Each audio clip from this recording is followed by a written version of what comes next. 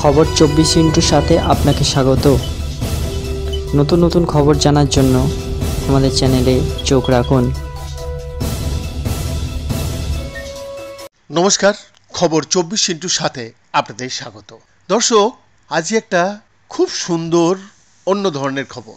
Rapeseed বা canola গাছ ফুলে ভরে উঠলে কৃষি প্লট হলুদ রঙের গালিচা হয়। দক্ষিণ রোমানিয়ার সবুজ কৃষিক্ষেত্রগুলি হলদে রঙে আচ্ছন্ন হয়ে গেছে, যেমন রেপসিড বা ক্যানোলা গাছের ফুল ফুটেছে বলে মনে হচ্ছে সারি সারি। Landsat earth satellite O LI operational land imager 12 April 2024 ওল্ড এবং দানিউব নদীর সঙ্গমস্থলের কাছে রঙের এই পপগুলিকে ধরেছিল।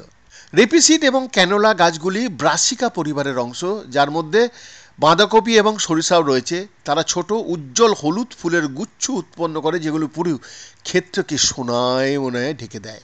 হলুদ ফুলগুলি ছোট তেল সমৃদ্ধ বীজযুক্ত মটরশুঁটির মতো শুঁটিতে বিকশিত হয়, যেটা সরু হয় একদম।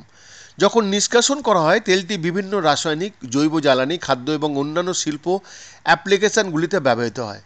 ক্যানোলা তেল সাধারণত রান্নায় ব্যবহৃত হয়। একটি রেপসিড চাষ থেকে উদ্ভূত হয়, যাতে কম অ্যাসিডের পরিমাণ থাকে। আন্তর্জাতিক বাণিজ্য কমিশনের মতে একটি সাধারণ বছরে রোমানিয়া ইউরোপীয় ইউনিয়নের শস্য এবং তৈলবীজের 10% উৎপাদন করে। রেপসিড ছাড়াও রোমানিয়ার প্রধান ফসলের মধ্যে রয়েছে সূর্যমুখী এবং সোয়াবিন, সেই সঙ্গে ভুট্টা, গম এবং বার্লি। এর বার্ষিক তৈলবীজ উৎপাদন খরা এবং তাপের প্রতি সংবেদনশীল এবং সাম্প্রতিক বছরগুলিতে উল্লেখযোগ্য পরিবর্তন হয়েছে। যদিও ইউরোপীয় ইউনিয়ন 2023 সালে সমগ্র বিশ্বের রেপসিডের 23% উৎপাদন করেছিল, কানাডা এবং চীন বৃহত্তম রেপসিড এবং ক্যানোলা উৎপাদনকারী দেশের তালিকায় শীর্ষে রয়েছিল। সেই বছর যথাক্রমে 21 এবং 17% উৎপাদন করেছিল তারা।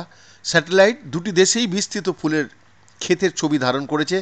কানাডার হলুদ ফুলের মরশুম ইইউ এর তুলনায় বছরের শেষের দিকে ঘটে, যেখানে চীনে আগে ঘটে।